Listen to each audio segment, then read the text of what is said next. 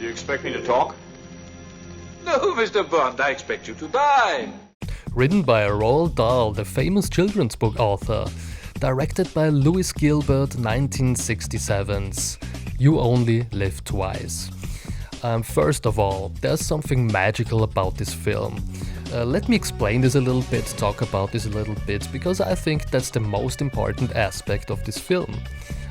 Because it was, as I mentioned, written by a children's book author who wrote such iconic stories as Charlie and the Chocolate Factory, for example, there's a childlike feel about this film. This film feels like a childlike fantasy, but in all the best ways. Try to remember your childhood and the games you played, the fantasies you had, your imagination, seeing the world through the eyes of a child. There's something magical about this. My brother and I, when we were little children, we had a little game we played, We took each other's hands and we were spinning around in a circle, closing our eyes until we got very busy. And when we let go of our hands, we fell down to the floor. And this process in our fantasy transported us into another world. And when we were opening our eyes again, we woke up in another world. Maybe it could be the North Pole or some, I don't know, desert-like environment and stuff. And it felt magical. Of course, there were always some bad guys we had to fight off because we grew up watching way too many movies. But it was magical, And this film has something of that magic. And maybe this was what Roald Dahl was able to do. It transports you back into this world, into this fantastic world of a child. And I think this is what makes this film special and interesting. My relationship with this film was, let's say, a little unstable. Not toxic, but a little unstable. Because as a child, I loved it, of course, for exactly those reasons. Because of the fantastical elements and stuff. When I grew a little older, in my early adult years, I hated this film. It was at the bottom of my list when I did some rankings, because I got into the more realistic and more down-to-earth Bond films, the more gritty stuff and the spy thrillers from Russia with Love and the Craig era. Everything like that, and I hated this film. I thought it was silly. They were making Bond the Japanese and all this Volcano thing, and I thought it was stupid, and I didn't watch it for many years. Then I got a little older again, and I reached my early 40s, and I rediscovered this film. Of course, nostalgia is with many of those films a driving force. But, it wasn't only that. It was nostalgia for those childlike fantasies. And maybe it's because my brother got kids, they're not, in 5 to 10 years old, let's say. And because maybe I watched them playing around, and maybe I spent a lot of time with them and played games with them, and got a little part of their fantasies. Maybe would be a classical reason to rediscover your own childhood and think about it. And we just had Christmas, and I was watching the children living in this magical world where they believe in Santa and stuff like that. And I think, maybe that triggered some of those memories for me. And I rediscovered the film, and I rediscovered what's special about it. And what's special about it is it feels like a fantasy. It feels like a strange dream where you go to an exotic place and there's adventures and strange people and strange villains and strange things happen. And and I love this. And also the music in this film contributes to this feeling, I think. The title track from Nancy Sinatra, for example, there's something hypnotic about it. You ever realize this? Am I the only one who thinks it has something hypnotic, something dreamlike? There's a dreamlike quality to the song. And she has such a strange, no, it's not her voice, it's the way she performs the song. Very cold in a way, in some ways, very I can't feel any emotion behind it. It sounds beautiful, but it's a strange song. Maybe it's because of the way the song was recorded. I read that Nancy Sinatra had problems getting it right, getting it done, and they only recorded some words, stopped the whole thing, recorded some words, stopped the whole thing. Maybe that's a reason for this dreamlike quality or this strange, distant, uh, uh, uh, emotionless voice. I don't know, but I love the song. I think it's a really great song. Just contributes to this dreamlike, fantasy-like quality of the film, and of course, it's also the locations. Japan. I personally, I was in Japan 5 times. I had some phase, you go through phases in life, and I had this fascination with Japan, and I went to Tokyo and Kyoto and spent some pretty wild times there. And yeah, it's a special place on its own, and especially in the 60s. Imagine how exotic this must have felt to people living in the West, because it was so far away and traveling wasn't, like it is today. It was very expensive. People weren't traveling that far, and I never knew someone who traveled to Japan back in my childhood days or even in my early adult years. I didn't know one single person who traveled to Japan. It was very exotic, and Japanese pop culture wasn't integrated in Western culture. It was very far away. We didn't knew anything about it. None of their music, and yeah, there were some cartoon shows on TV, but that was pretty much it. And there wasn't even the food, here in Austria. There wasn't Japanese food or something like that. None of the, not even sushi, okay? So it was very exotic, and that's also that mixes up very, very interestingly with those fantastic elements, these exotic places, and there's a evil layer inside of a volcano, and it's in Japan. It's far away, and there's this dreamlike music, and it's very special. It's very interesting, and it's a beautiful looking film, like most of the Bond films, but this one especially, I think. The things Sean Connery is wearing, and how everyone's dressed, and the set design by Ken Adam is especially memorable. All of his set designs are memorable. But this film's set design is especially, there's something really exotic about it.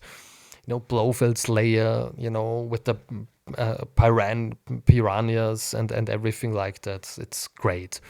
We have Blofeld. We first see Blofeld in this film. Up until this film, we only saw his hands and heard his voice and stuff like that. And we first get to see him in this film, and he's portrayed by the great Donald Pleasence. Great English actor. I love him in many films. Also a big horror fan. I love him as Dr. Sam Loomis in the Halloween films. He also gives a very memorable performance, and I think he's great as Blofeld. I love it. I know this film got, they made a comedy out of it. There was Austin Powers making fun of this film a lot, and that's what people associate the film with. They associate it with Austin Powers and all the jokes, but I wasn't ever a fan of Austin Powers. Didn't like it at all. I'm just not into comedy a lot. Yeah, maybe I'm too serious. I don't know. I don't I don't like it, and so I never associated the film with Austin Powers. Never. I just thought that Blofeld, portrayed by no, Donald Pleasance, sorry, it was a great casting choice, and he's very menacing and very scary.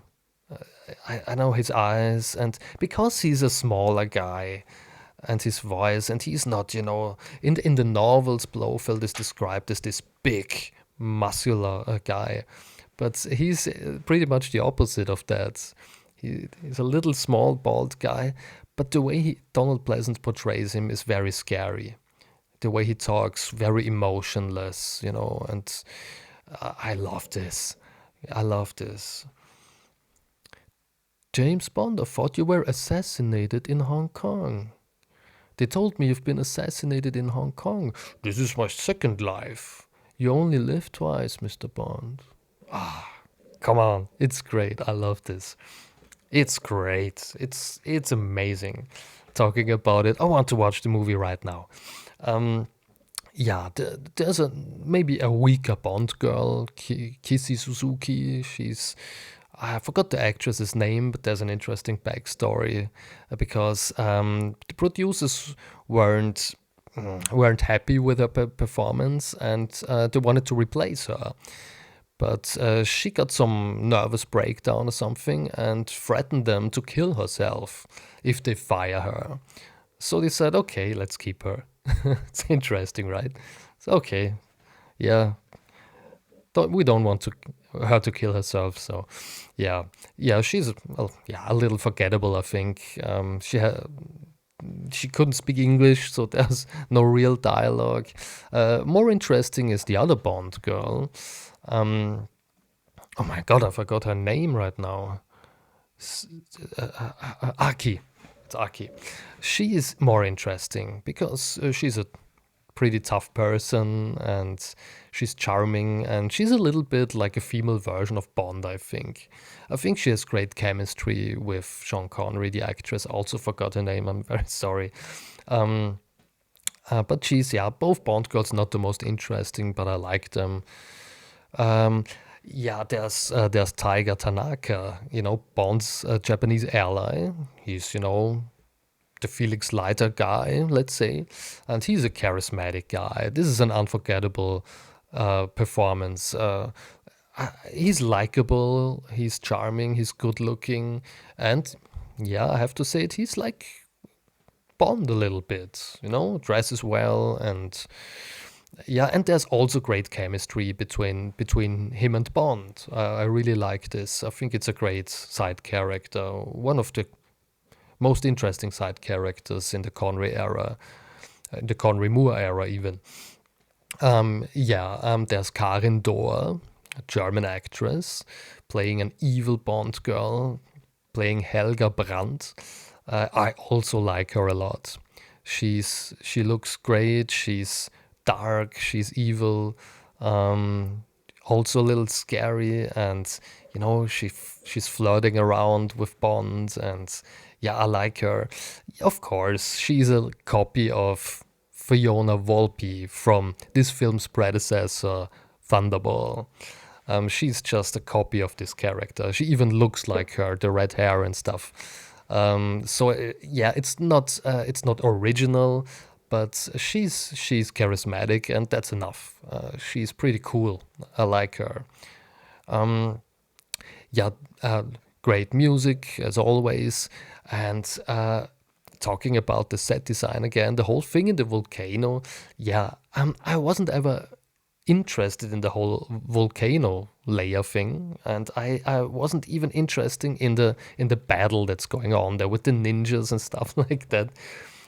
I don't really like this, but I learned to appreciate it because of the things I talked about earlier, because of this surreal quality, because it's such a surreal place inside of the volcano. That's so strange. I like it. But the whole battle, there's some interesting stunt work there, of course. You have to mention the stunt work and the set design, and especially for the time, is impressive. It's a huge. I think it was built inside of the Pinewood Studios, like most of the Bond set pieces. But building such a huge set piece, it's impressive. Even if I'm not the biggest fan of the whole 20 minutes battling around, explosions and shooting each other, that's not interesting to me. But because of the set design and because it's such a strange place to orchestrate a battle, that's because I like it. Yeah, what to talk about? The music, I talked about the music.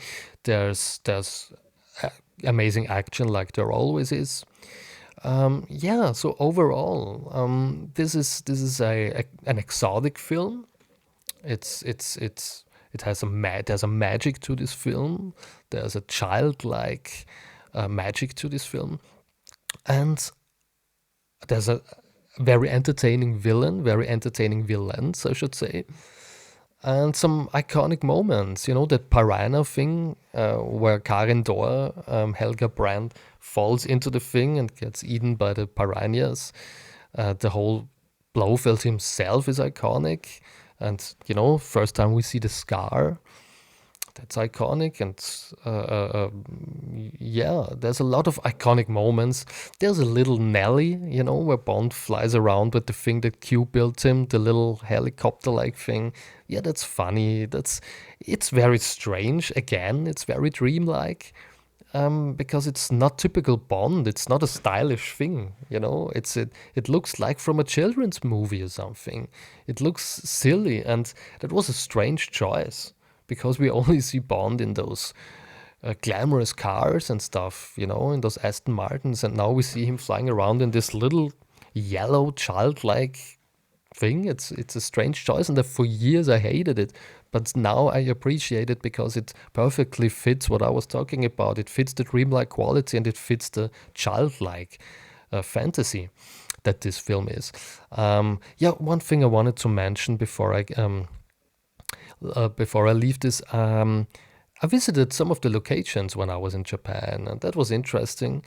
I love all of those scenes in you know, Osato Chemicals, the whole building, and Bond breaks into the building at night, and there's a great fight going on with the guys with a sword, and Bond fights him off with a whole sofa and stuff like that, and he drinks some vodka there, and you know, the whole scene. And I visited the building. It's a hotel now, or was even back then. I think it looks different than back in the day, but you still recognize it in some parts, and that was very special. It felt a little bit like being transported into the film. So that was very special to me visiting this, and I love this whole scene at night where Bond breaks into this Osato Chemicals, into this building. Love this whole scene. It's one of my favorite scenes in the film. It's very atmospheric. I love this, how this building looks, and I don't know. I'm not able to fully describe what I love so much about this scene. Yeah, so I wanted to mention this. Yeah. So overall, I rediscovered my love for this film, and I'm very happy about this because for the longest time it was at the bottom of my list. It's not anymore. I can enjoy it again. So maybe give it a rewatch, and if you haven't seen it in years, you will have a great time. Thank you for watching my first video in 2026.